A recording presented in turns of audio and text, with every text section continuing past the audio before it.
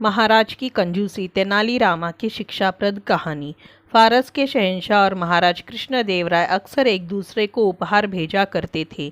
एक बार उपहार में फारस के शहंशाह ने महाराज कृष्णदेवराय को एक दुर्लभ प्रकार का इत्र भेजा। इत्र लगाने की चाहत में महाराज अपने कक्ष में गए और इत्र की शीशी खोलने लगे, लेकिन जैसे ही उन्होंने शीशी खोली, इत्र की एक बूंद जमीन पर गिर गई। महाराज तुरंत घुटनों के बल बैठ गए और उंगली से समेटकर इत्र की उस बूंद को उठाने लगे। ठीक उसी समय किसी काम से तेनालीरामा कक्ष के अंदर आ गए। घुटनों के बल बैठे महाराज ने जब तेनालीरामा को अपने सामने पाया तो वे हड़बड़ा गए। उस हालत में महाराज को देखकर तेनालीरामा मुंह से तो कुछ न बोले, लेकिन उनकी आंखें हंस रही थी। महाराज को बहुत शर्मिंदगी महसूस हुई।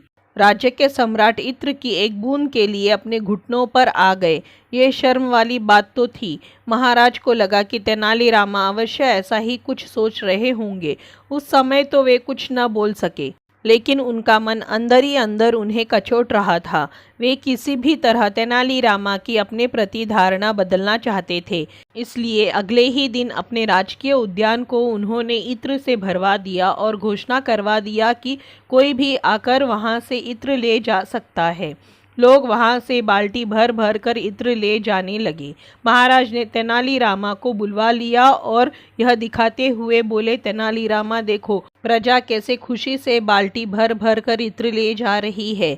क्या सोचते हो इस बारे में? महाराज की मंशा तेनालीरामा को ये दिखाने की थी कि राज्य के सम्राट इत्र के मामले में कंजूस नहीं है। वे चाहे तो कुंड भर कर इत्र दान कर सकते हैं। तेनालीरामा मंद मंद मुस्कुराते हुए बस इतना ही बोले, बूंद से जाती वो कुंड से नहीं जाती। अर्थात पूरा सागर भर देने के बाद भी वो कभी नहीं लौटता जो एक बूंद से चला गया हो। तेनालीरामा ने इस वाक्य के सहारे कह दिया कि महाराज की इत्र का बूंद उठाने की स्वाभाविक कंजूस प्रवृत्ति के कारण जो इज्जत चली गई है, अब वो पूरा का पूरा सागर भर देने के बाद भी वापस नहीं आ सकती। कहानी से सीख। मनुष्य का चरित्र उसकी स्वाभाविक प्रवृत्ति से निर्भर होता है, दिखावा करने से नहीं। स्वाभाविक रूप से की गई हर क्रिया प्रतिक्रिया मनुष्य के वास्तविक स्वरूप को दर्शाती है। उसे दिखावे का आवरण ढक नहीं सकता। इसलिए दिखावे का भ्रम न कर अपने वास्तविक स्वरूप में ही रहना चाहिए। तो दोस्तों, ये थी तेनालीरामा की शिक्षाप्रद कहानी, महाराज की कंजूसी। आपको कैसी लगी? अगर अच्छी लगी हो तो इसी तरह की कहानियों के लिए चैनल को सब्सक्राइब करें, वीडियो को लाइक करें, शेयर करें। धन्यवाद।